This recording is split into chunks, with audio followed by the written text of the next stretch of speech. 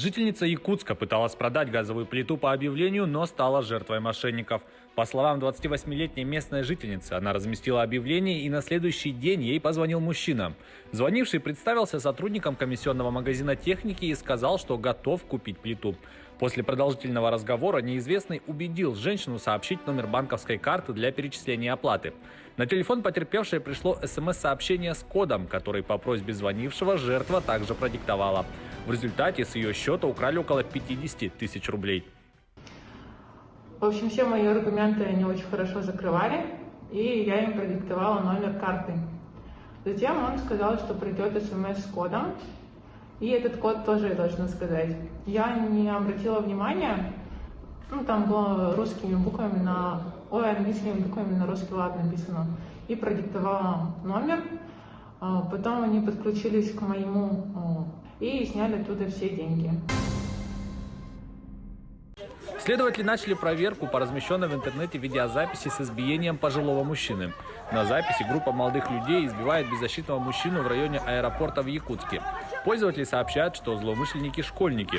Следователи установят личности участников инцидента, их возраст, степень тяжести причиненных пострадавшему телесных повреждений и иные обстоятельства произошедшего. Следственный комитет сообщает, что действиям участников будет дана принципиальная правовая оценка. В вымогательстве обвиняют двоих жителей Мирнинского района. В их отношении возбуждено уголовное дело. Ранее 38 и 30-летние мужчины уже были судимы за совершение тяжких преступлений.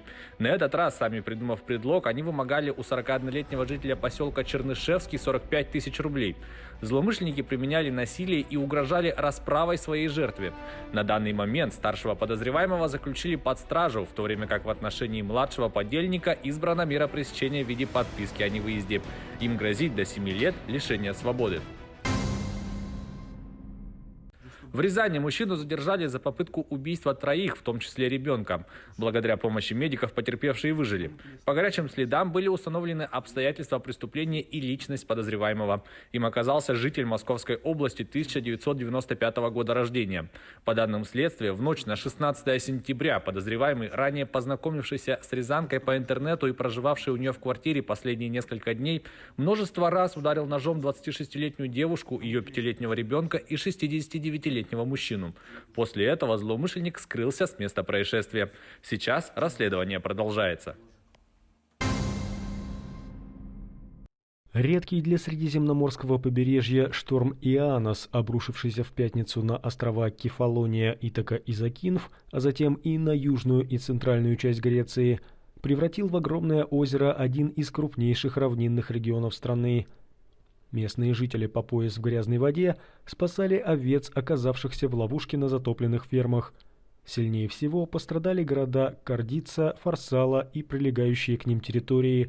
Под водой также оказались солнечная электростанция и кладбище. Из-за удара стихии погибли по меньшей мере 2 человека. Еще 2 числятся пропавшими без вести.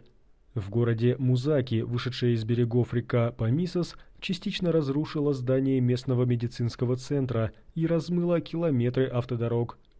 Пожарные сообщили о том, что им поступило почти 2500 вызовов с просьбами помочь эвакуировать оказавшихся в западне людей, убрать поваленные деревья и откачать воду из затопленных домов и магазинов.